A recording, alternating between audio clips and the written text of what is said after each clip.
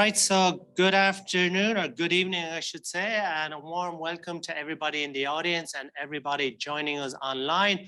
My name is Nisha McDonough. I'm the president of the Australian Institute for International Affairs here in South Australia. So this is our sixth, I think it's possibly our 8th event of the year. So if you're interested in international affairs, consider joining up. We've got lots more events coming towards the end of the year. So today we're going to talk about a very important event in international affairs, but we will actually wonder how important it is based on what country you're in, all right? So we hear a lot about the Ukraine war with the Russian invasion of Ukraine in the media in Australia. It's a big part of the story in Europe. Obviously, it's geographically located there. And also it's a big part of a story in the US, which is the security guardian of Europe traditionally. And it involves major players such as Russia, which is a long-standing geopolitical entity with tensions with the US. So what we're going to talk about today is actually how has that played out in the region here in East Asia, in the Indo-Pacific. Obviously, we know there's great power politics overall here. There's questions about how much should we read the war in Europe in terms of some of the situations here, the Taiwan question, for example. But one of the issues there is we hear in the media regularly, oh, the world is very upset, the world is outraged and so forth. And the question is, while we might everyone agree here in the room today, the world should be outraged, that's a different proposition to whether the world actually is outraged. So how different countries understand conflicts or even hear about them depends on their geographical location, of course, their history, their culture, their connections to other parts of the planet. There seems to be an assumption in the general discourse that about the world, but who's generating that discourse is inaccurate. And if it's not, we need to understand that because it really plays into the politics in the region. So I think we're going to hear a little bit about that tonight, about different perspectives on the war, what it means to different countries, how do they understand it, is it very visible for them at all, for the publics there? And I think it's really important to understand geopolitics in the region. So today, let me give a couple of the, we'll give the bios for each of our very distinguished speakers tonight. So let me begin with the first bio with Dr. Michael Sullivan. So Dr. Sullivan is a lecturer in international relations in the College of Business, Government and Law at Flinders University and specializes in the political economy of China and the Indo-Pacific.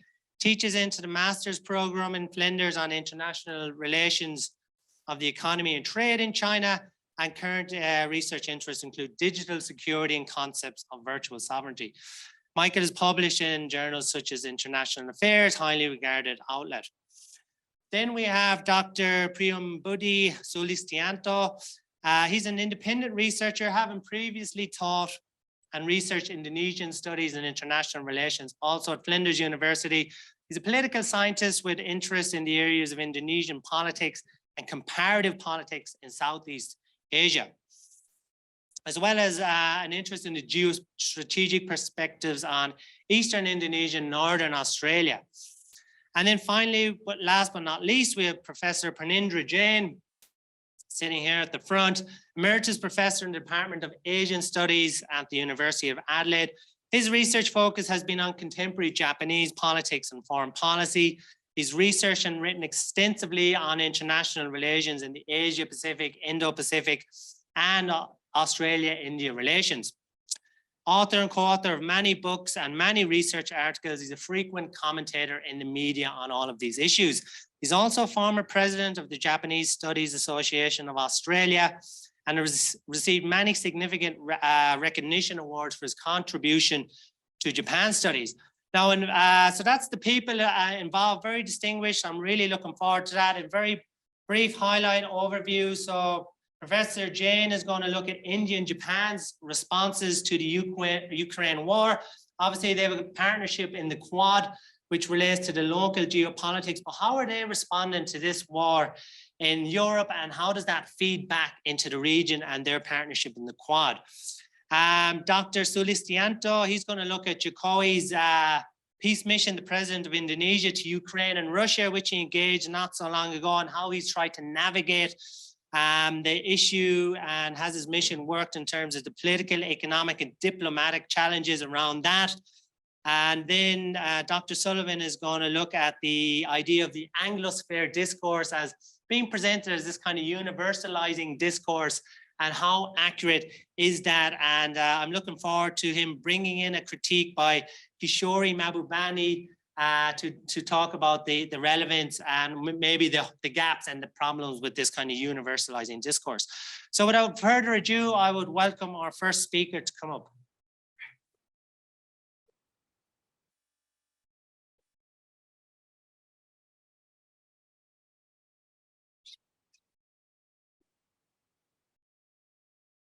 Thank you, Nish, for your introduction.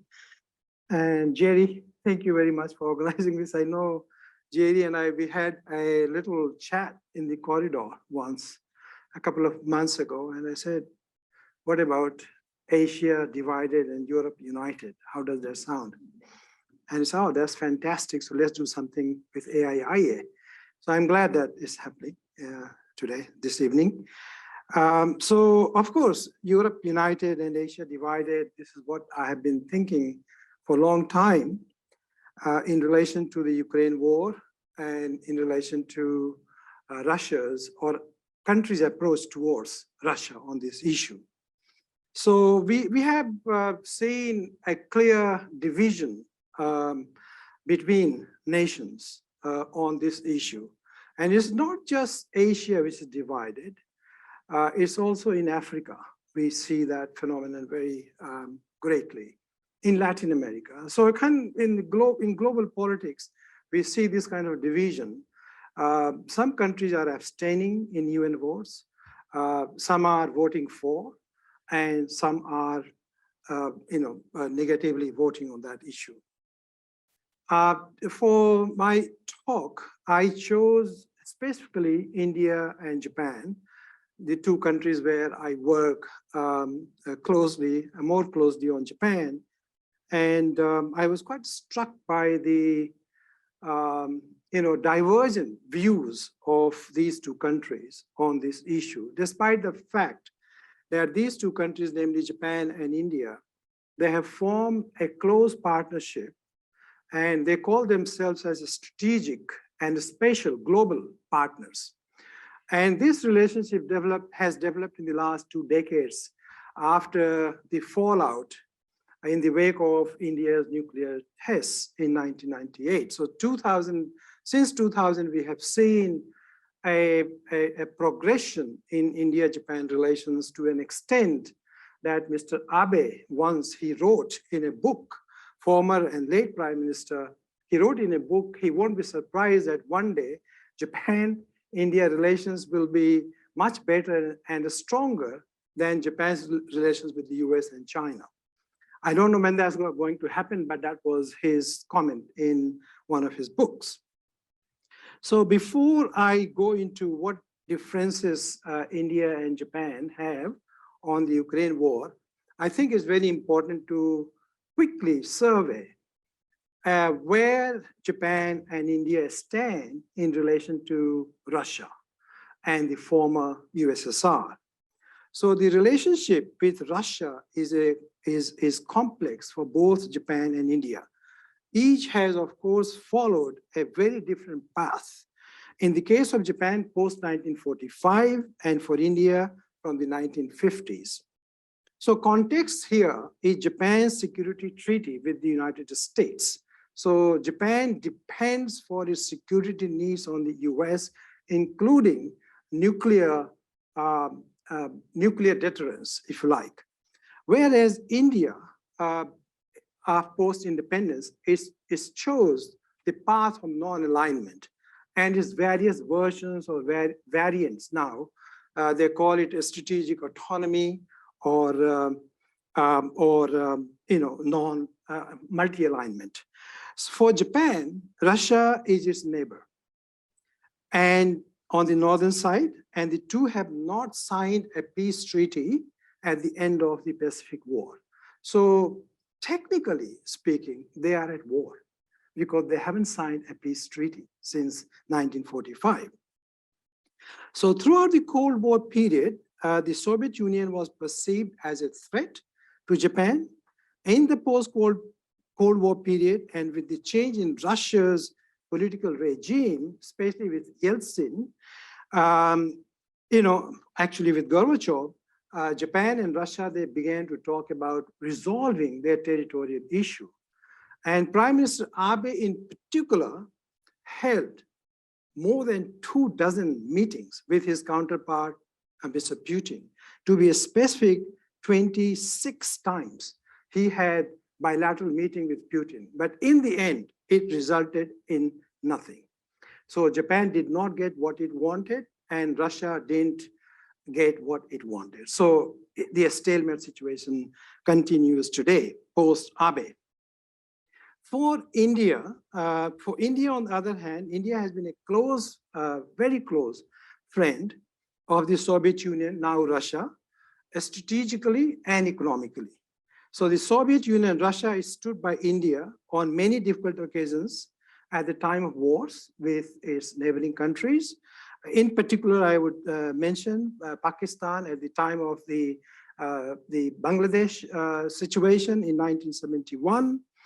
And President Putin recently, when he was in New Delhi, as recent as in December 2021, he said that India is a great power, a friendly nation, and a time-tested friend.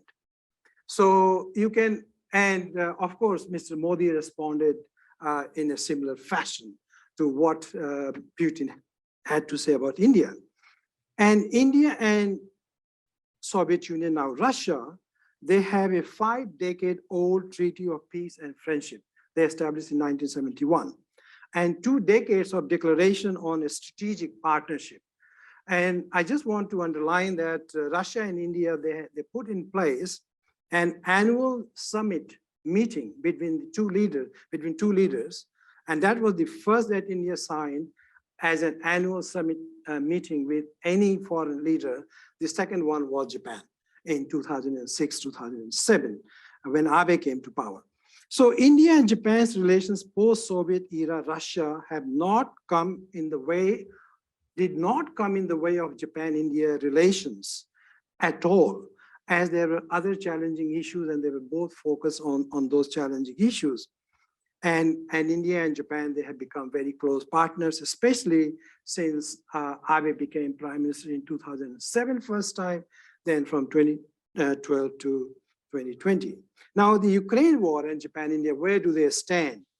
So in the wake of the Ukraine war, we can see cracks open between India and Japan very clearly.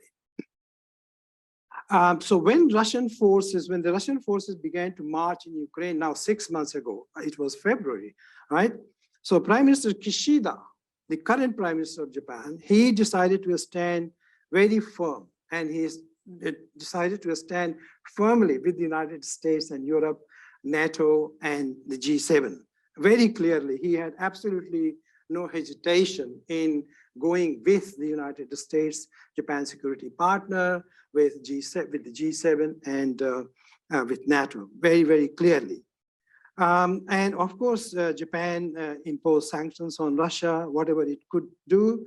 And in particular, Russia-China alignment, together with a nuclear capable North Korea, makes Japan a most vulnerable nation in East Asia. At least that's how Japan policymakers perceive and talk about. So despite these threats from the 3 nuclear powers in its neighborhood, Japan decided to stand on its principles, what the Japanese government says, a rules-based international order. And against any unilateral change in the status quo, and in solidarity with its ally, the United States, and its key friends in Europe. And of course, as well as Australia. I should not forget that. So US-Japan ties and its membership in the G7, this is what drives Japan policy towards the Ukraine war, as well as Japan's own relationship with Russia, about which I have just talked. I also want to actually recall that Japan took a rather soft approach in 2014, when at the time of the Russia's annexation of Crimea, because at that time Abe was full on with engaging with Putin.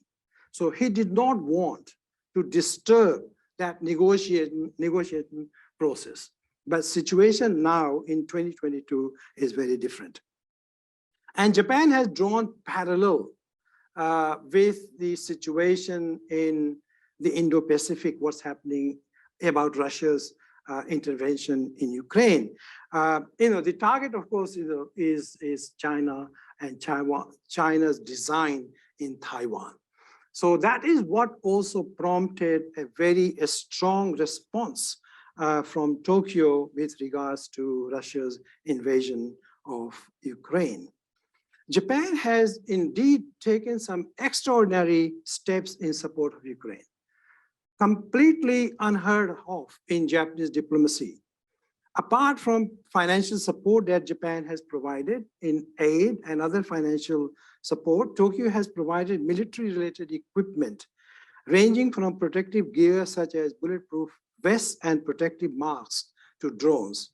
I should remind that Japan is constitutionally a pacifist state, and it prohibits any aggressive behavior, it prohibits any military action. Despite the fact, of course, these are not, combat arms, these are protective gear we are talking about here, but this is quite a significant departure. Never ever Japan has done anything like that. And the point is that Kishida is very strongly supported through public opinion in Japan. If you look at various polls in Japan, close to 75% of Japanese have given nod, if you like, to what Kishida's approach has been towards Russia and towards Ukraine. Another very interesting and quite extraordinary again is that Japan has accepted more than 1,600 people fleeing the conflict. 5 minutes, yes, fleeing the conflict. And that is a huge number for Japan, a country which has accepted only 900, close to just 900 asylum seekers in the last 40 years. So just this year alone, they accepted 1,600 Ukrainians, and their red carpets were rolled out for them, and they were very well welcomed. Coming to India, India's response, of course, has been vastly different to Japan. As I said, Russia is a long-term friend of India since the Soviet era, and Russia has been supportive of India in the United Nations, for example, as a permanent member of the Security Council. Russia has always voted in favor of India against Pakistan in particular, and that is quite a strategic asset for India, which it doesn't want to lose in relation to Russia. And of course, Russia has been a supplier of arms to India. In the past, it was close to 70% of Indian arms were from Russia, now down to 50%, but still quite significant in terms of what India imports from. There was reaction from Biden, reaction from Prime Minister Kishida, from Scott Morrison then, that India was not doing its bit. But I think everyone has kept their powder dry at the moment. And they have kept their powder dry simply because, in my view, actually, the coordinations, the other three coordinations, and NATO and Europe, they want India at this stage. India is such an important nation for them that they have to accept India's argument on the issue of Russia and Ukraine and why India has behaved the way it has behaved. So the Quad partners have more or less, in my view, accepted India's position. And for the moment, it seems as business as usual in the Quad and India's relations with the collective West, if you like. So Japan, US, and Australia understand, in my view, the key role of India in the Indian Ocean in particular, as New Delhi emerges as significant naval power in the Indian Ocean. Very recently, only last week, India commissioned its homemade aircraft carrier called Vikrant. So all these things make India pretty attractive. And let's not forget about the potential of India's economy and its market to these countries, which they are looking at, especially when they are trying to get out of China. So India offers a kind of economic as well as a strategic balance for the West as well as for the US and Japan and Australia included. So now, we might think, well, the West needs India, but does India need the West? Of course, India needs the West very much. So India is, I'm just done. So India is very much, India would like to engage with the West. Its relations with the US is pretty strong, developing, strengthening. And India has talked about it very, very clearly. When I say India, we are talking about the government of India here. And within India, public opinion towards Russia has been quite strong.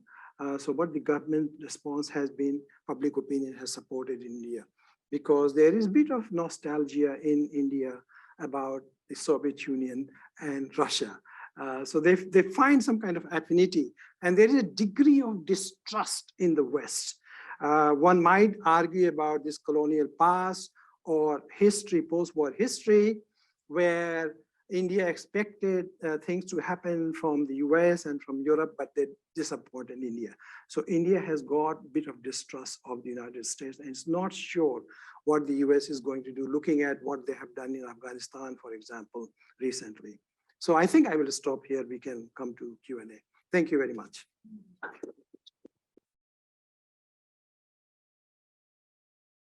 I will, yeah, of course. All yours.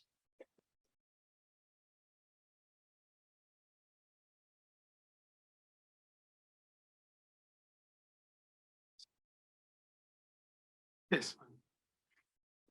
Piman, if you get my PowerPoint. If, what would you like? Somebody. Okay.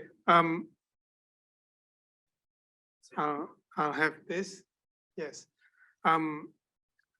First of all, good evening, everyone, and thank you, Jerry and others from the Institute who invited me to talk about this very important topic. And I've been traveling by land and air across Australia in the past 7 months. So I only use my mobile phone and mini iPad to monitor the events as you asked me to talk about that. Let me share the presentation, and may I also acknowledge the Ghana people, the traditional custodian of the land on which we gather now, and pay my respects to the elders past and present.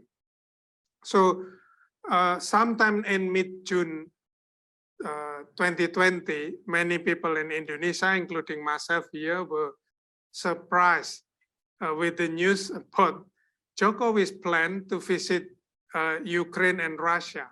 Scheduled for at the time was coming out from Foreign Minister Retno Marsudi, actually, 29, 13 June, and then 1st July in Russia. So it's continuously for these 3 days.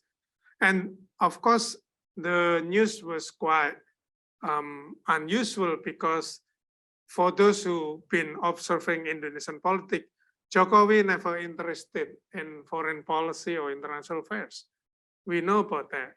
Only recent time, and of course, Indonesia throughout this year has been holding the presidency of G20. And of course, we will expect more, I think, active foreign policy next year, as Indonesia will be chair of ASEAN. So back again, so many Indonesia think of only that Jokowi suddenly interested in, actually I quoted here, peace mission trip to Ukraine and Russia.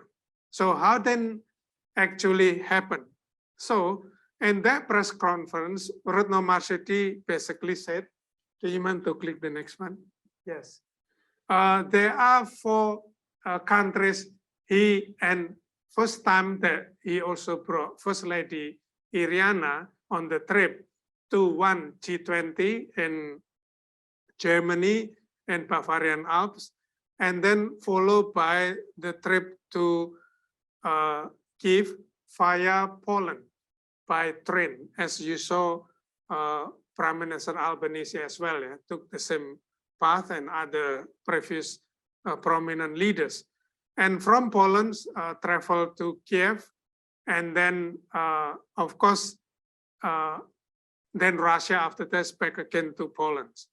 But Retno Marsudi in her press conference said that she already, or Indonesian government prior to the plan to go to these 2 countries, contacted and communicated intensively with the Secretary General of the United Nations, Antonio Guterres, the International Red Cross, the UN Office for the Coordination of Humanitarian Affairs, the Turkish foreign ministers. So I'll tell you more why also Turkish foreign ministers. The missions basically lay out in 2 items. One, quote here, to conduct a dialogue in stopping war and building peace.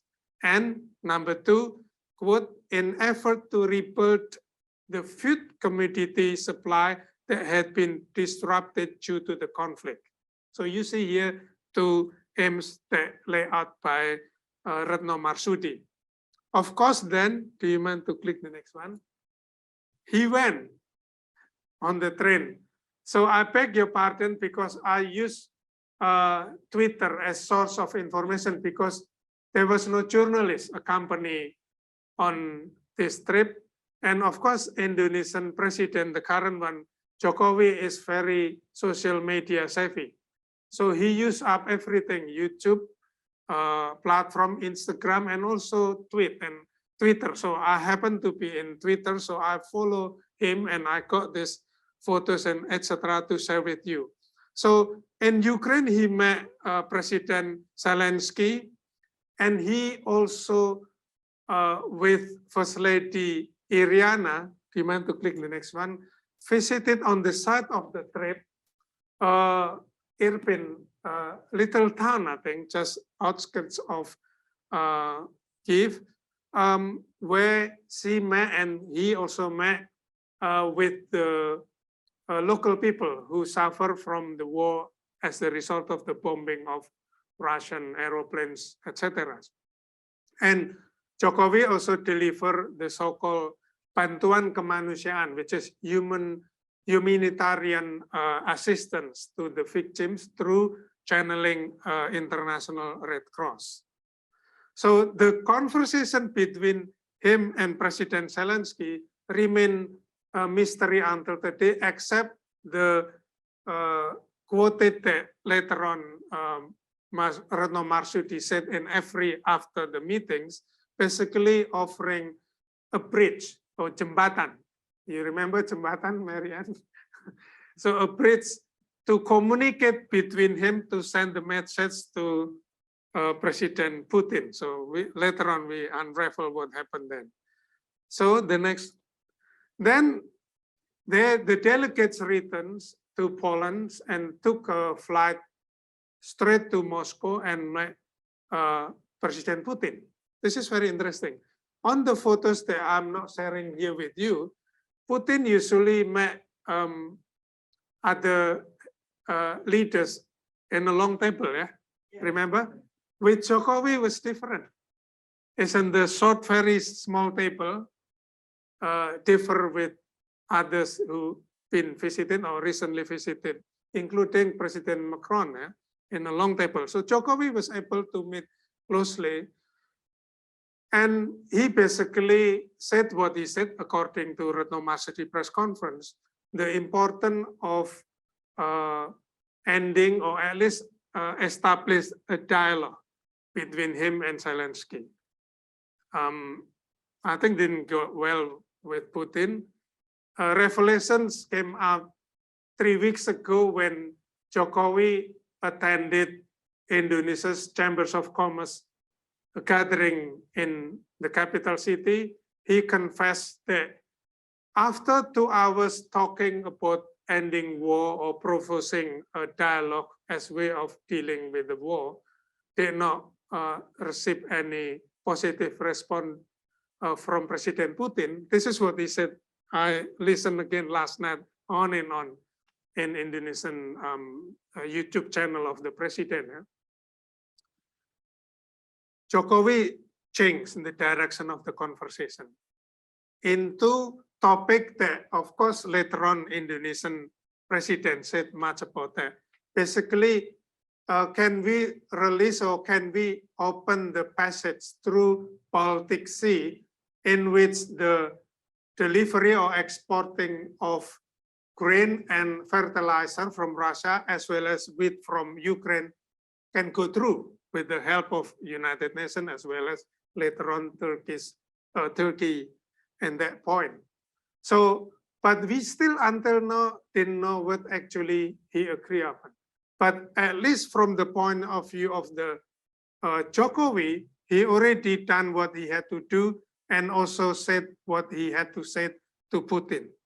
And then he flew back via Emirate, Abu Dhabi, Emirate, to see the leader of the Emirates. So then the question is, has Indonesia actually achieved, or has President Jokowi achieved the so-called peace missions, or more about food security mission? So within the domestic constituent, of course, there were pros and cons. I think some Indonesian here who can correct me. Some Indonesians actually critical, very critical about the so-called peace mission, because Jokowi has no mandate from the domestic constituent, nor has from G20, neither from Asian African grouping. But in the rhetoric, at least officially, Mr. Marsudi and Jokowi himself said, look, we have had in the constitution stated clearly that Indonesia, at the time, of course, out of the independence war, will continue to pursue free and fair foreign policy, or bebas aktif foreign policy, in which in that pursuit, Indonesia will contribute to make peace in the world affairs. It's stated in the constitution. So many of those Indonesian in the diplomatic corps or scholars of IR Indonesia, of course, understood very well about that statement. And therefore, the government claimed because of we have the mandate from the constitution or the spirit of the 1945 constitution and also Indonesia's foreign affairs doctrine for contributing peace or perdamaian in the world affairs, we have always ready to do so. Whether the countries or the warring parties agree or accept our contribution, that's another matter. Number two, this is more important issues, of course, to do with food security related issues. And the dialogue with a member of Indonesia's Chamber of Commerce in Jakarta, Jokowi said basically there are million tons of wheat, grains, and fertilizers that needed to be distributed or needed to be sent abroad, particularly to countries that have been suffering because of the war, particularly in Africa and some part of Asia. And for Indonesia, of course, it's obviously important. Wheat, remember, Indonesia is one of the top producer of instant noodle, Indomie. Have you had Indomie instant noodle? So it's a matter of life and death in Indonesia because Indonesian actually eats instant noodles in an everyday life. Even here, if you go to Woolies or Woodland, you can find Indomie, not other from Korea or Japan, but Indomie style.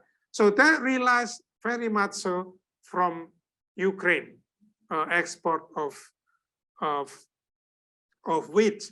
If Jokowi cannot secure that, there will be big revolution in Indonesia, as well as, of course, other things that matter, fertilizer.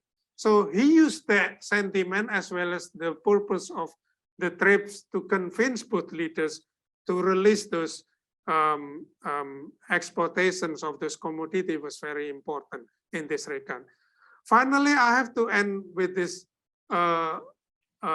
point that has he achieved? I don't know the answer. I myself was critical. I sent my critical views through my channels within the palace. But what I admire is basically this. Lucky that Jokowi surrounded by at least good foreign ministers, Retno Marsudi and her teams. But I think I would argue that there are limitations of Indonesia can or deliver as the result of the quote unquote peace missions. But nevertheless, the aim of the game is this. Jokowi wanted to invite Putin to come to Bali for the G20. Remember, if you don't know, familiar, but G20 summit will be held on the 15th and 16th November, in 2 months from now, in Bali, north of Darwin, right? And he liked to come. He liked Putin to come, but he also invited Zelensky to come, but of course he won't be coming, but through Zoom, yeah, through online. But the question is, what will happen if Putin's come and the others not coming? So Jokowi trying his best to convince leaders of G20s, all of them will come, particularly major countries. And then second one, related to you, Michael, he also visited China for the first time after maybe after the COVID, yeah, to beg and to ask President Xi Jinping to come. So if he can bring those leaders that in previous G20 meeting failed, some of them did not come to Italy, some of them did not come to other places, that would be a success story for Jokowi and his presidency. But it's all remain to be seen. At least he's done his best. Thank you very much.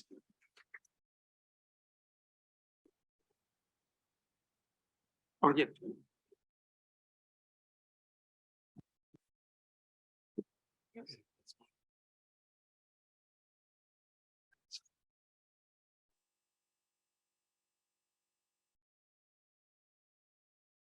Right, thanks.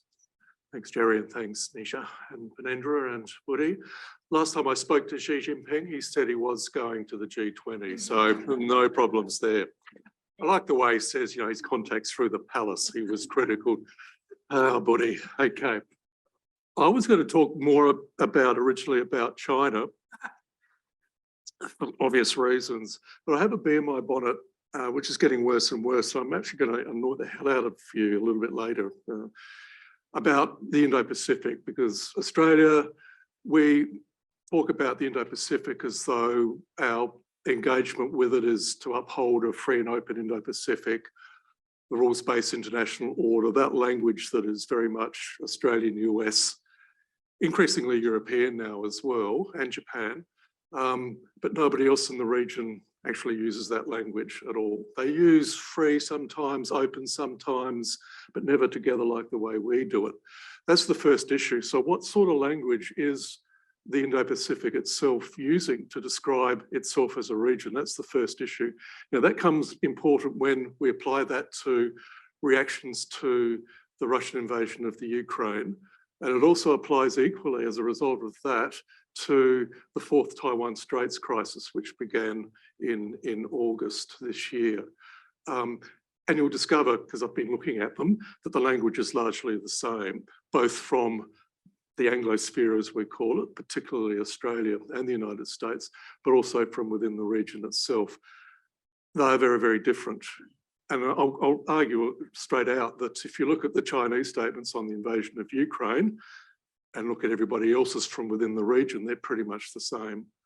Nobody speaks in the region, very rarely, with one exception of the South Pacific, by the way, about the challenges that, that the war in the Ukraine posed to the Indo-Pacific and the challenges that the fourth Taiwan Straits issue causes. My second problem is the yawning gap now that has opened up over the last 4 or 5 years between the idea of the Indo-Pacific as a really, really interesting intellectual challenge to work out the geographies of this place. It expands our minds. 30 years ago, Asia was Southeast Asia, if we were lucky. Now it's pretty much all of that and more. But when Australia talks about the Indo-Pacific, we are talking in a very narrow geopolitical framework, which is that bit there.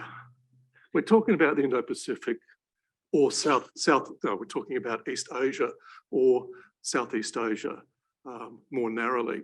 So we claim to be speaking for all of that. We're not even speaking for that, as I'll show you. And that's where I'm going to annoy you. Next slide. Right. We're lucky if that's Australia's conception of what we're talking about. As you can see, it's much, much more expansive. It includes Africa. Does Australia in the Quad speak for Africa on the Russian invasion of the Ukraine? No, no. When was the last time we heard African voices through their associations, what they're saying about it and looking at what we're saying? We claim to be speaking for them, we're not. That's my first bee in the bonnet. I think the next one. Yeah.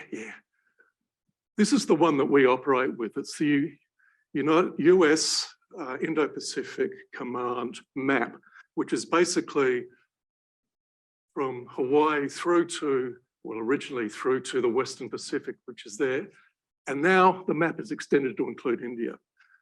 America's centuries-old partner, not, but America thinks. So that's the extent of it. It does go down to here. But for us, it's the US theatre of operations, of military operations. So there's a yawning gap between what I visualize the Indo-Pacific to be about and what it actually is about in geopolitical terms. Just another map. I like maps, as you can see.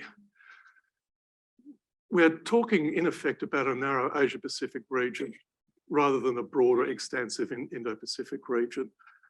That's why I look at maps all the time with the Indo-Pacific, and there is just not one overarching map that captures it. They're all bits and pieces, and they all have political purposes. Just trying to remember what the next one is. Indo-Pacific reactions to the Russian invasion. There's not much text, and I'm not going to be reading all of this out. That's my notes.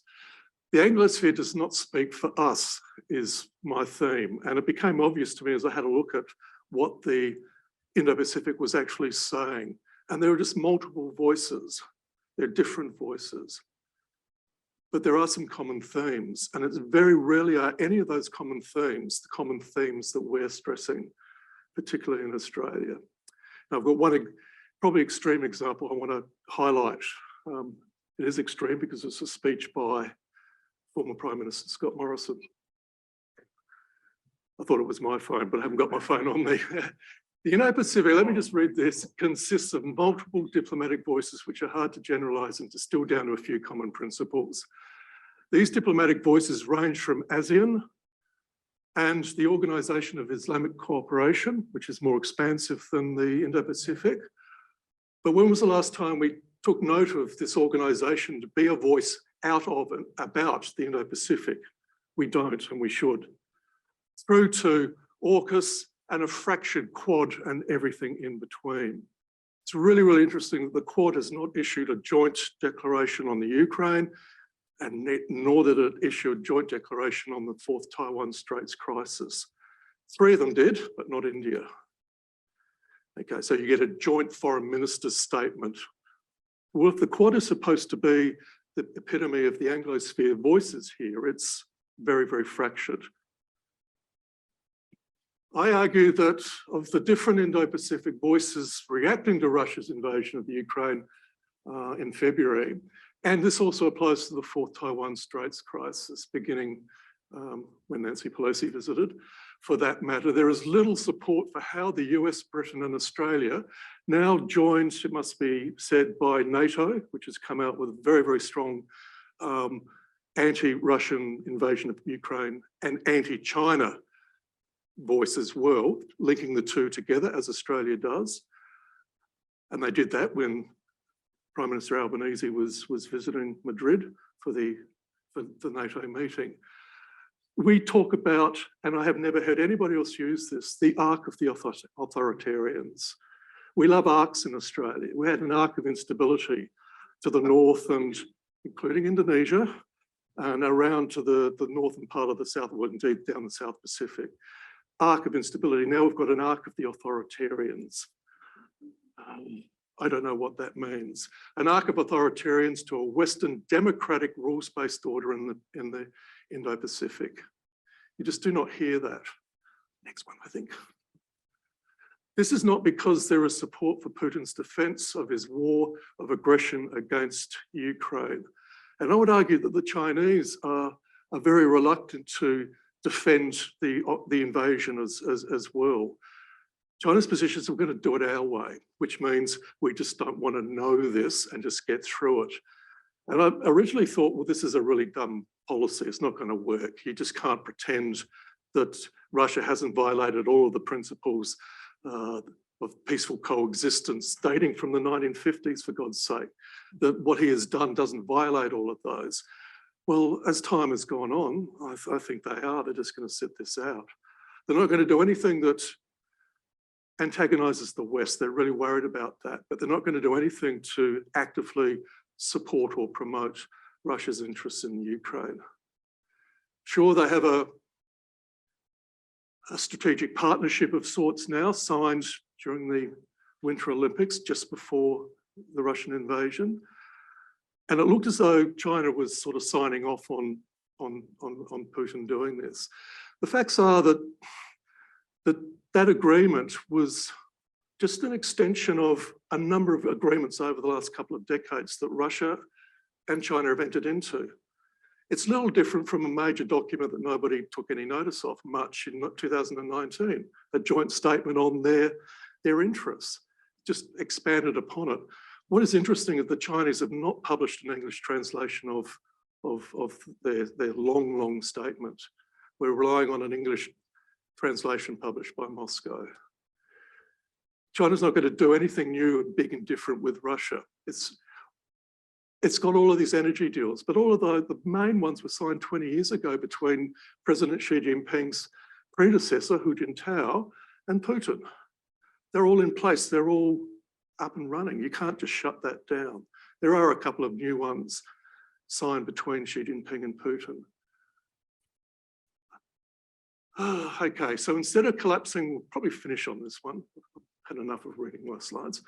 Instead of collapsing the Indo-Pacific into the Quad and AUKUS as Australia does, though there are perfunctory nods to ASEAN centrality, which ASEAN does not believe at all, I suggest we have to take a wiser view of regional groupings, a wider view of groupings in the Indo-Pacific, and probably a wiser view, and their interest to test whether my claims have any validity. Are we speaking for the Indo-Pacific? The answer is no. Okay, this is just a couple of quotes. With regard to Ukraine, as for all nations, we continue to reaffirm our, I've got my wrong glasses on, so bear with me, our respect for sovereignty, political independence, and territorial integrity. We reiterated our call for compliance with international law and the United Nations Charter. The meeting underlined the importance of an immediate cessation of hostilities and the creation of an enabling environment, whatever that means, for the peaceful resolution of conflict. We also called for the facilitation of rapid, safe and unhindered access to humanitarian assistance for those in need in Ukraine. Now, when I read that, I read China's declaration. It's not exactly the same, but it's not China. That's ASEAN's foreign minister's statement on not a word of Russian invasion and all that sort of stuff. It's very middle of the road.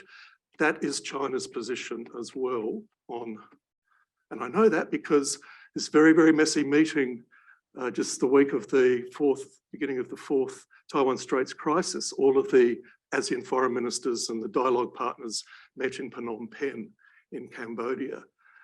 And geez, apart from each walking out of each other's presentations, the foreign ministers, which they did on a regular basis, the East Asian Summit, which is all of the dialogue partners, ASEAN +3, which is the ASEAN 10, plus South Korea, Japan, and China. The ASEAN +3 statement on Ukraine is exactly the same as ASEAN leaders' statement. It is paragraph 118 of a 20-page leader's statement. It's the second to last paragraph. It comes after Myanmar, the South China Sea. There's a couple of others. It's right down the bottom. It's not up the top. That is not Australia's position, by the way. We don't use that language and they don't use our language. I want to just illustrate that with one more example, which is the height of ASEAN diplomacy. If it is the height or the low, critics say the low. This is 3rd of August 2022. ASEAN foreign ministers, they issued a separate statement on Taiwan Straits crisis. And this is what it says. There are 4 one-sentence dot points. That's all. 1, ASEAN is concerned with the international and regional volatility, especially in the recent development in the area adjacent with the ASEAN region. What? It's the Taiwan Straits, the area adjacent to the ASEAN region. We're worried about the volatility there. What sort of diplomatic language is that? And why would they be using that type of diplomatic language? That's the first point. Second point, ASEAN calls for maximum restraint, refrain from provocative action, and for upholding the Treaty of Amity and Cooperation, the TAC, which is the key little document that keeps ASEAN together. We reiterate ASEAN member state support for their respective One China policies. Third, the world is in dire need of wisdom and responsibility. That's the third point. What? And fourth, ASEAN states stand ready to play a constructive role, including dialogue, including through utilising ASEAN-led mechanisms. That's it. That's it, yeah. There's nothing there. Let me just find, yeah. I teach the Indo-Pacific. There's probably 25 regional groupings that arguably cover some parts. There's no overarching, it's impossible, grouping that cover some parts of, and some cover a lot more than others, of the Indo-Pacific. What have they said about Russia's invasion of the Ukraine? And this is where I'm going to annoy the hell out of you, because some of you may not be aware of some of these groups, and I ain't going to tell you the members. That's your homework. You've got to go home and work out which member states, that first map of that broad Indo-Pacific, are in these associations that have reflected upon Russia's invasion of the UK. The Indian Ocean Rim Association, IORA, which Australia is heavily involved in. This was hosted by Indonesia 4 years ago, and Jokowi wanted to have it now as a leaders summit every 2 years, I think, and that hasn't come to fruition. So it's not at the leaders level, but it's at the ministers level.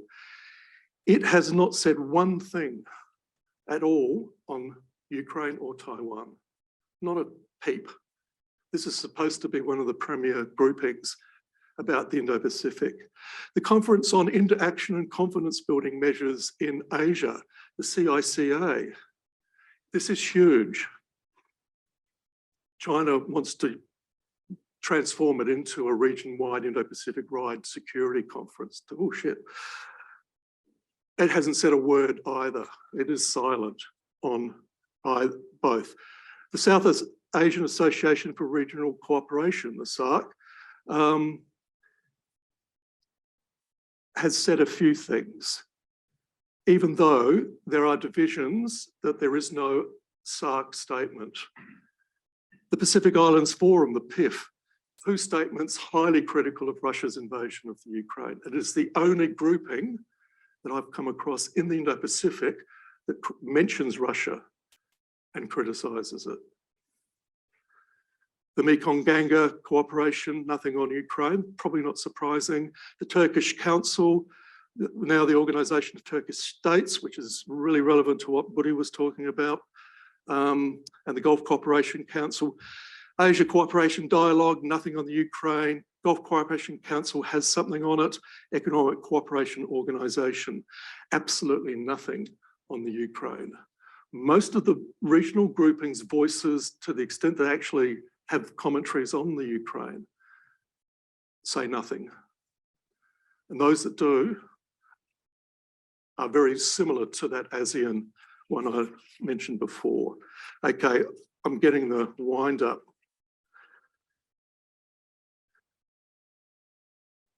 Morrison addressed Prime Minister Scott Morrison, Foreign Minister and the Home Affairs Minister, and addressed the Lowy Institute on the 4th of March 2022. This is where he outlined strong condemnation of Russia's abhorrent actions in the strongest possible terms as a gross violation of international law and an assault on freedom. This is the latest example, he argued, of an authoritarian regime seeking to challenge the status quo. He's talking about the Indo-Pacific through threats and violence. Our rules-based international order has for decades supported peace and stability and allowed, he's just written the Vietnam War out of history. This system supported peace and stability for 80 years, he says later. That's just after the fall of Singapore and just after or just before the bombing of Darwin. This is the most serious challenge to Australia in 80 years. He's not a very good historian. He's just written the Cold War out of our history. A new arc of autocracy, nearly finished, Nisha, is instinctively aligning to challenge and reset the world order in its own image. Now, he then goes on to talk, final point, about the fact that the Russian invasion of the Ukraine has lifted the eyes of the Indo-Pacific. The scales have been lifted on our eyes. We can see clearly the reality of the arc of autocracy and what China is planning to do in our region. He's lecturing our region. You have been foolish and naive in believing that you can work with China. Now you can see the reality that Australia sees. I envy Australia's diplomats that then have to go out into ASEAN capitals and sell this message to the region. A region that, I haven't had time to talk about Mahbubani, that has lectured Australia, and I think he has lectured deliberately as a counter to speeches like this, telling the region that they were foolish to engage with China. As we're selling all our iron ore there as well, that's the other thing. Mahbubani has told Australia we can become the Cuba of the Indo-Pacific on the outer and ignored, or we can speak seriously with ASEAN about how ASEAN manages China's rise and is dealing with the conflict in Europe. And his stark choice, we either start using the language and of course talk about our interests and values in the context of that language, or ASEAN and all these other groupings will look at Australia and wonder what the hell we're on about. And the danger there is because I've argued you've got a fractured quad. You can't rely on the quad. And as Mary and Anne and I have been working, you've got really worrying domestic trends in the United States. This liberal democracy bastion don't look too much like a liberal democratic bastion to me today. We criticise the Russians and the Chinese for signing this, whatever they called it, keep on forgetting. The No Limits Partnership, of my third final point, Nisha, sorry. When the Prime Minister Morrison, 12 months ago, in a few days' time, announced AUKUS, he described the US partnership as our alliance with the US, ANZUS, as the forever alliance. the forever alliance. Now, alliance is forever. It's just, so no holds barred relationship, yeah, it's weird as well, but a forever alliance. Let's hope that a MAGA Republican doesn't get elected president in 2024. And on that cheery note, I'll finish.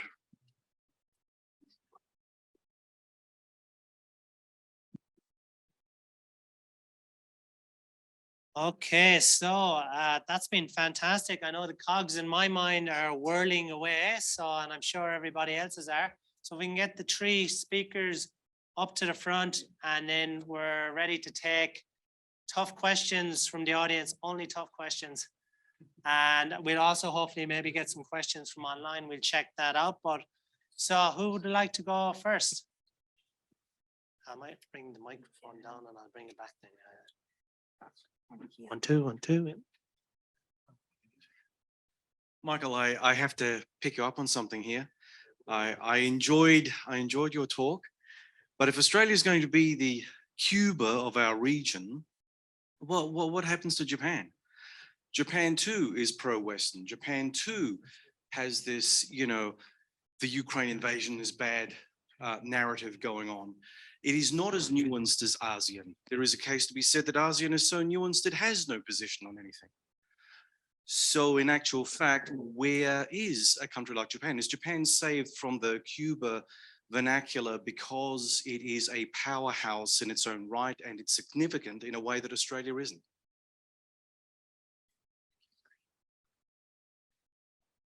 Yeah, I think you answered, John, you answered your question at the end there. I think Australia's insecurity for so long is different from Japan's insecurity, and Japan's relationship with China is different from Australia's relationship as well. I think Japan's ability to both be critical of the invasion of Ukraine and warn about the Taiwan Straits is something that Australia can't do. And China is more tolerant, even though it yells at Japan, because it is just so dependent on Japan in ways that it's not on Australia. It's Japanese technology and capital that it binds them together. I mean, Japan last week or late last week, just after the two American naval vessels went down the straits, there were 4 Japanese patrol boats patrolling in the Taiwan Straits, and China ignored it, which would be my advice to China, to ignore the United States, but it doesn't.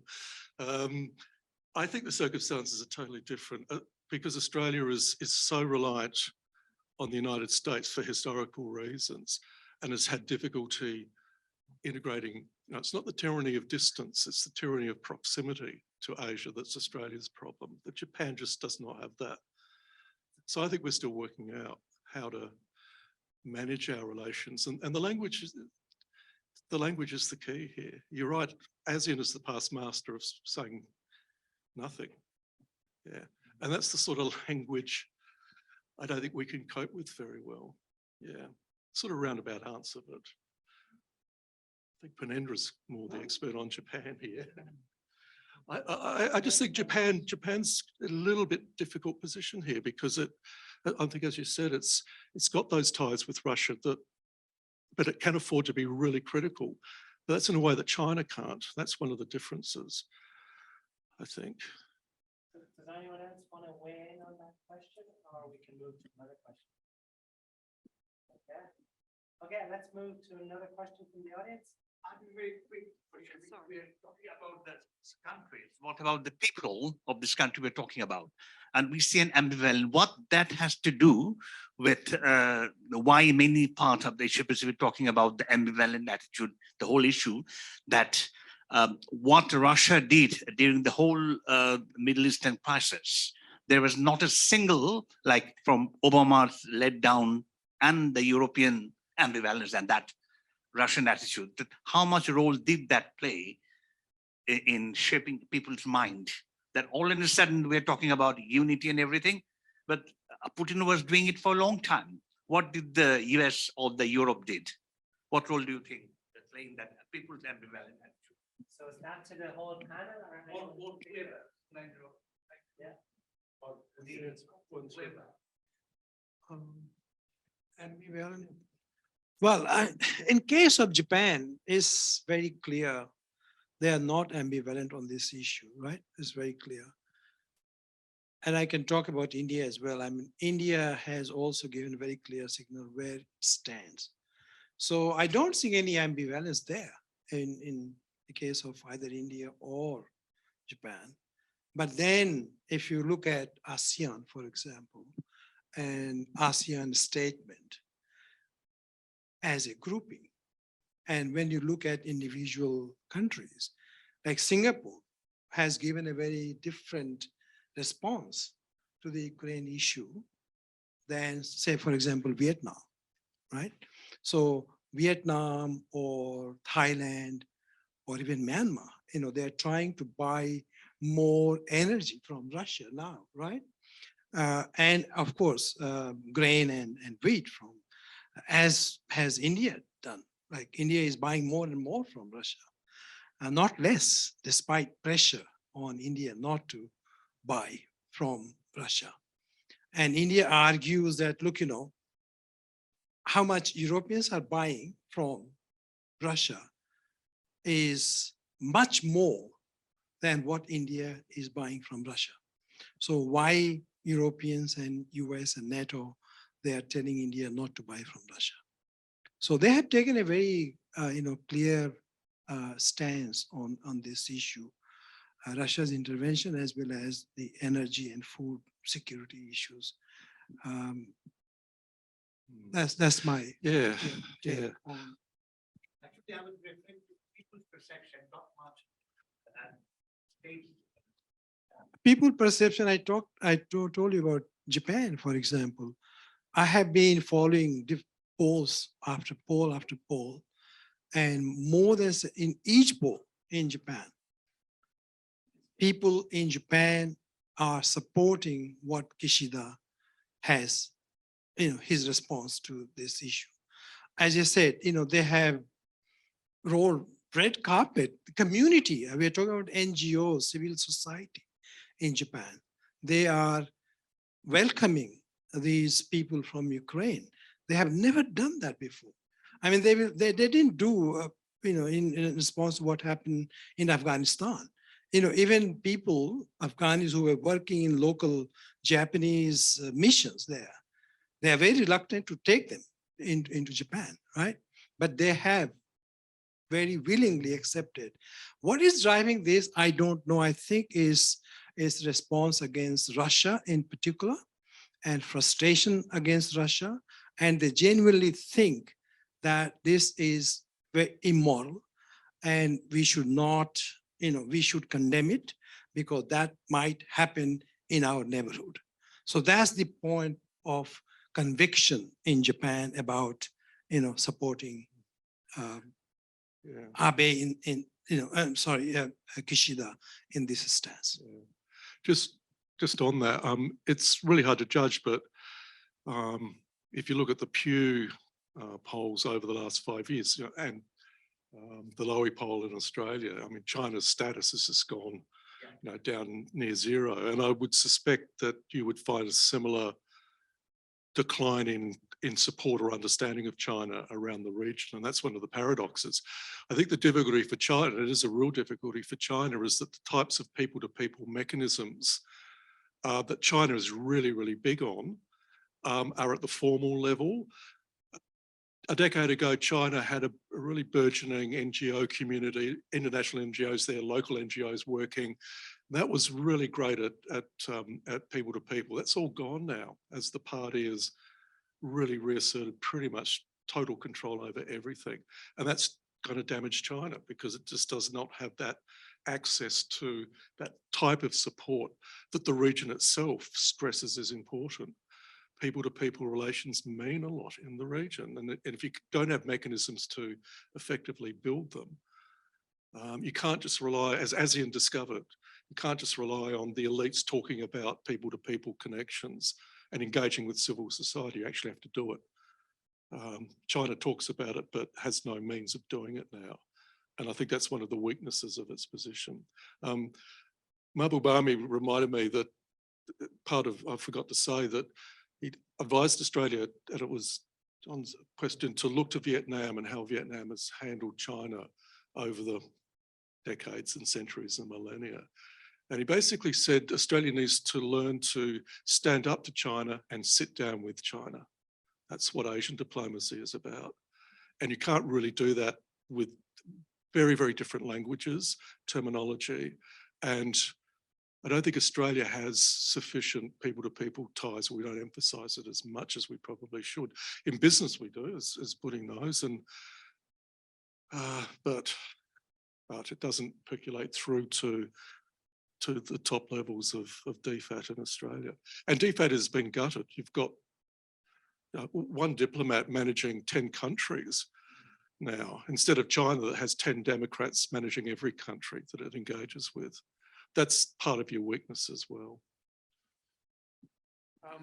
The two people's kind of, relationship in Indonesia with Ukraine and also Russia was quite interesting, because Ukraine was one of the country who recognized the independence of Indonesia. We're talking about 1946, 47. Yeah? And with Russia, of course, it was former Soviet Union, play a big role, I think, in nation building at that time, yeah, post-war period. And yeah, definitely Indonesia in the official line cannot critical on both sides. But within the civil society, as I mentioned earlier, yeah, they're very vibrant, even among the IR circle. I know some of my friends were on this side, on the other side. So I'm quite happy, actually, the positive view among scholars in Indonesia about this war. So the history will be written later on about that mission as well, but remain to be seen.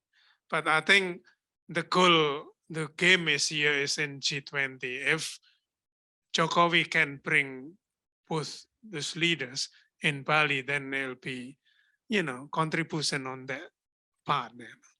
Maybe not ending the war. Okay, thanks very much. We have another question at the front, and then we go down to the back. Just a comment, more than anything, just trying to draw together some of the strands that you've all been saying. Well, by the way, all very, very useful presentations. Seems to me that history is sort of raising its head, and unfortunately, history seems to be a driver of current policy. That's a danger, because history is what happened. We have to look forward. Correct me if I'm wrong. Absolutely. India, classic case, classic.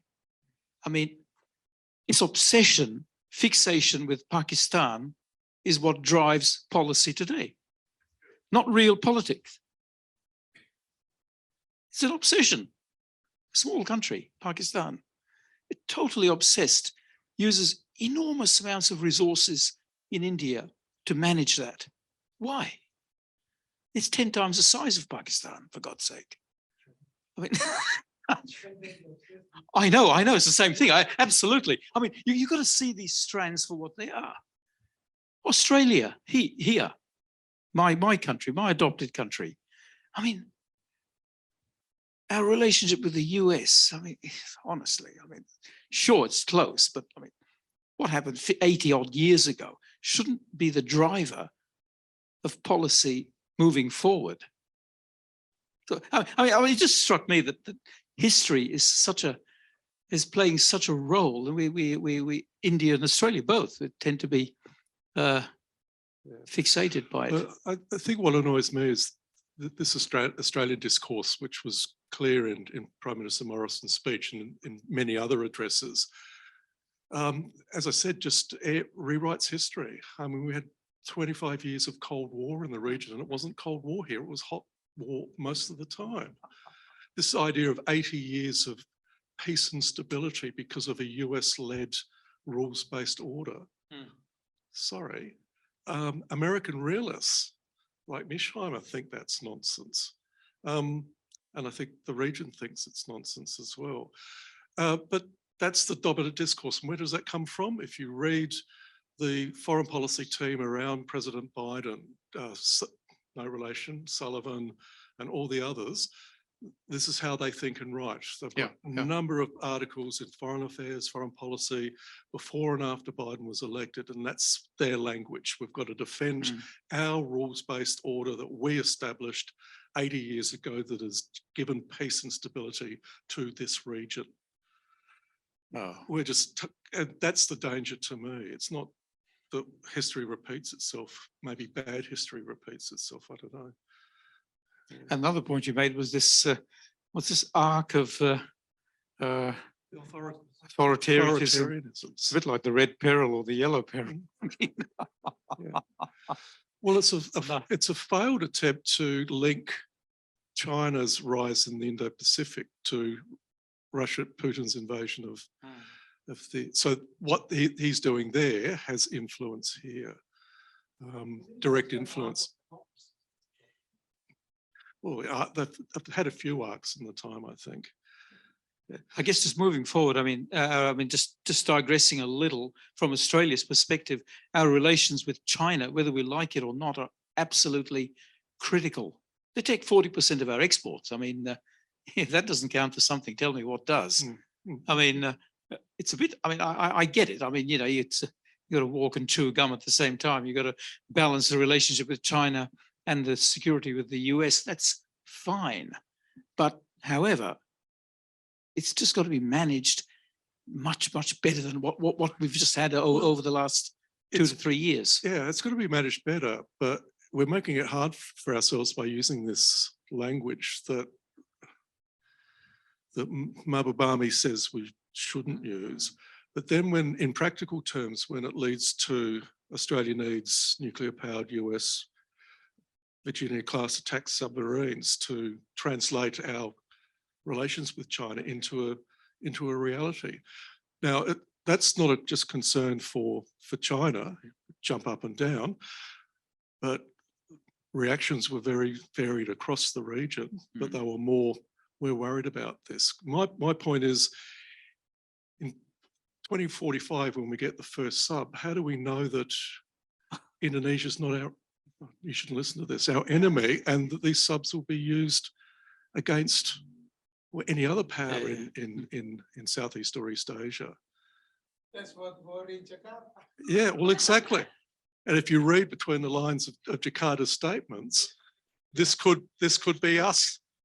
This could be us, because there's no such thing as permanent alliances. It's just or forever alliances. But I think in that regard, we've got a good role model. I mean, Jokowi, I mean, Indonesia, I mean, the way they balance the competing interests with China, historically, Indonesia's had quite good relations with Russia and the former Soviet Union. I mean, quite good, and they've balanced it. And I might say historically, not such good relations with China, but that's improved a lot over the last few years. Okay. Since especially under Jokowi. Well, I just, in the interest of time, okay. So maybe one more. Yep. But, back there. Yeah, thanks. Thank you very much for your time. It's really insightful presentations from all speakers. I have 2 questions, one for Michael Sullivan and one for Pak Budi. Well, I'll pick up the line from Michael Sullivan that the war of Russia and Ukraine is a threat for liberal international order. Although there are many arguments that liberal international order is basically ruined from inside, like overreaching of US policy in Afghanistan, Iraq, Libya, NATO expansion, and lastly, Donald Trump in the US is basically selling bad image about liberal international order. But however, the West states close rank and this war put Putin as common enemy, and we have to uphold this liberal international order by the narratives of democracy versus authoritarian. Sorry, it's going to be a bit long. However, the narrative has not been bought much in other places. I mean, it's only 40 countries that clearly support these narratives or the Western against Russia. Other states, ambivalence and not clear stance. But in the middle of that, what struck me is after there's narrative between democracy against authoritarian, there's no narrative about peace diplomacy. There's no effort from the Western state in upholding liberal international order of how to manage the situation, to make peaceful ceasefire or everything. And probably the Western state afraid that there's going to be status quo where a chunk of territories occupied by Russia and they'll become another candidate of authoritarianism, Crimea, Donbass. Or there are alternatives from the West that just with Russia fragmented from inside and Putin dead, and it's because the problem is Putin. With or without this presidents of Ukraine, Putin is gonna invade it everywhere. The problem is in Putin. So whereas there's no Putin in Russia, the problem is gonna solve by itself. However, it's become a dilemma here. Waiting Putin dead is sacrificing many young people in the war. So probably I need your response about this question. And it relates to the second question to Pak Budi, I'm sorry, about peace mission. Jokowi mission is hailed among one of the scarce peace mission in this conflict. But one observer said Jokowi is just saving Indonesia from the rain that gonna in the Indonesian parade in the G20 meeting in this October. So, well, it's kind of confusing because this peace mission is different with Indonesian historical mission of peace, which not informal, using non-government state, and then using Asian. And now Jokowi by himself, and there's little follow-up about that. So is Jokowi peace mission is only related to G20? Because when Putin stated he will come to the meeting, then Indonesia got confused because if Putin come, Biden doesn't come.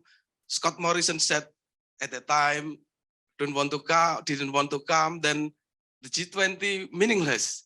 So by this effort, Indonesia will say, we've done everything. So it's not our fault. Thank you very much. Thank you. Okay, there's a lot there. I think one of the problems is just framing this, and this is not how many in the region frame it in terms of a fight between authoritarianism and liberal democracy. Because I always tell my students, if it is, let's say that the struggle between the two is the driving force of history here. Well, what is to say that if it is the driving force that Xi Jinping gets overthrown in a coup and they loosen up and in 20 years' time they're more liberal democratic than they are today? And in 2025, there's civil war in the United States. The militias are fighting for the restoration of MAGA republicanism after it loses the next election. And the forces of authoritarianism win out in the United States against the forces of democracy, and the opposite in China. China will be our enemy still, or won't it? Or will the United States become our enemy, or won't it? That's the problem with that framing. And I think, you know, I'm sick and tired of reading regional statements about this who just do not use that language at all. As I said, you might get one word out of rule of law or something like that, free and open access in the South China Sea, it's code, but they just do not use these constructs that we use. And there's just great danger in those constructs because we're buying nuclear powered submarines. It's not, we're just talking about it. That's what we're planning to do. So that's what the region is worried about. Thank you. He's a doctor now. He just got his PhD. Ari, yeah, I think I still do not know. Yeah, what would be the end game of this the so-called peace missions? But if those who've been following or knowing Jokowi, at the end of the day, he's also man of contradiction. You know, he never ever in the first term of his office interested in foreign policy or foreign affairs because he never attended UN General Assembly meeting in September, October, and compared to previous president Yudhoyono, he was so smart and very international president, international affairs president of Indonesia at that time. But only recent time, I think Jokowi has to think about his legacies, and I think he's only in the office until basically a year and a half. Next year is the election fever in Indonesia. Jerry, we're talking about another event next year, right? For the election in Indonesia in early 2024. So whether he will leave legacies that in foreign policy, I think, or in foreign affairs. G20 will be one of them. And of course, next year, chair of ASEAN. And I don't want to, to congratulate him yet, but I'm interested whether actually Putin will come as well as Biden. Mr. Albanese has already said he will come, but he will not sit next to Putin. He will only sit next to Jokowi. That's what he said in his press conference in Jakarta. He did say that.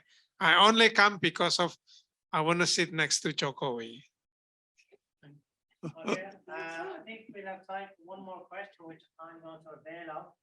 This is to Pernindra. So I was just thinking about Japan's position and the historical context. It's had that relationship with Russia. It's tried to resolve territorial disputes. It has big energy projects underway, the Sakhalin gas fields, which it desperately needs. It was willing to overlook the Crimea invasion, which a lot of European countries were too, by the way. So let's note that. I'm just trying to figure out what was it that drove Japan to take this kind of unusual, very principled stance.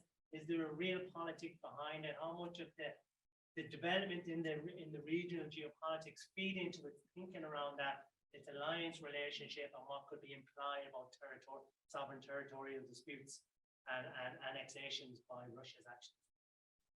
Oh, thank you. I think there's a bit of domestic politics to it as well, because Mr. Abe tried to engage with Russia for more than 10 years, and he reached nowhere.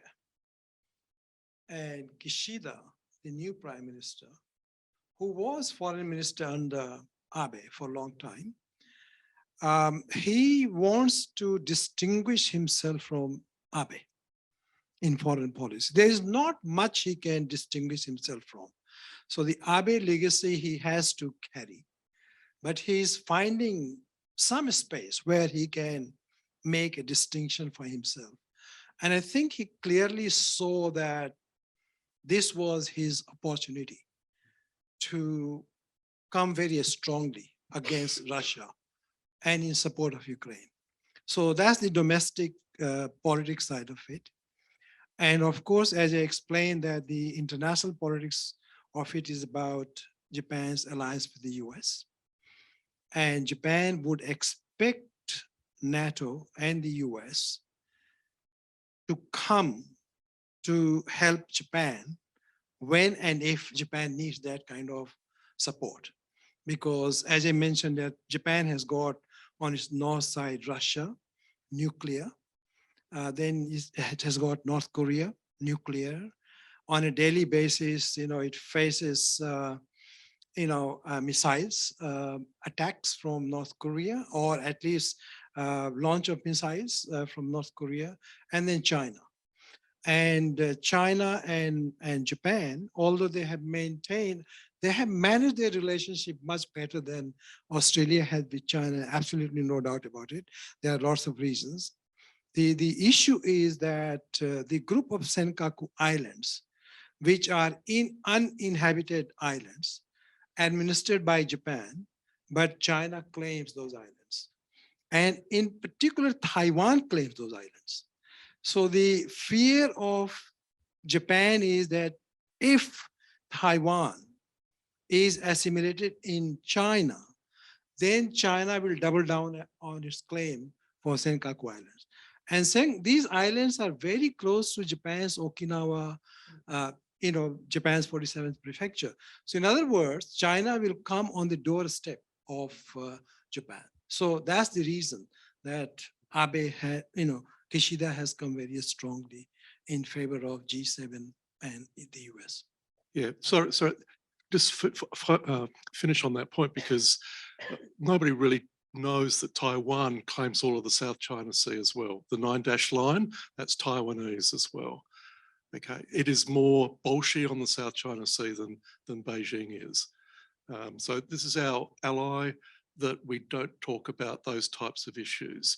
Just the same with India, we don't talk about the fact that it hasn't condemned, and China has to be called out for not condemning the Russian invasion. In Asia, when that different language is used in the circumstances, that's picked up.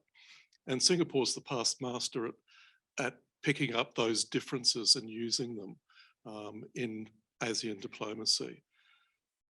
In Indonesia, we shouldn't be surprised here, because Indonesia is one of the past masters and one of the leaders of the non-aligned movement for the last 70 years. This diplomacy is non-alignment. And China is really comfortable with that approach. So we need to study principles of non-alignment during the Cold War. Sorry, it's history again. It's just on your point about, Sakhalin, even with Japan's very strong anti-Russia, pro-Ukraine stance, Japan has allowed its companies to continue with the Sakhalin-2 project. And the Russians have agreed for the Japanese companies to be involved in. So if you look at the energy issue and the geopolitical issues, you can see some kind of, separation there. And Japan has historically followed a policy called separation of economics and politics. So I don't know, that might be driving Japan in this case as well. But we have to wait and see what, actually happens out of this war. Yeah, indeed. And look, the Europeans have been doing that even throughout the war, to be quite frank. And it's a reasonable Indian complaint to throw back at them when they're still by. Okay, thank you very much, everybody. I want to give a round of applause for a fantastic panel.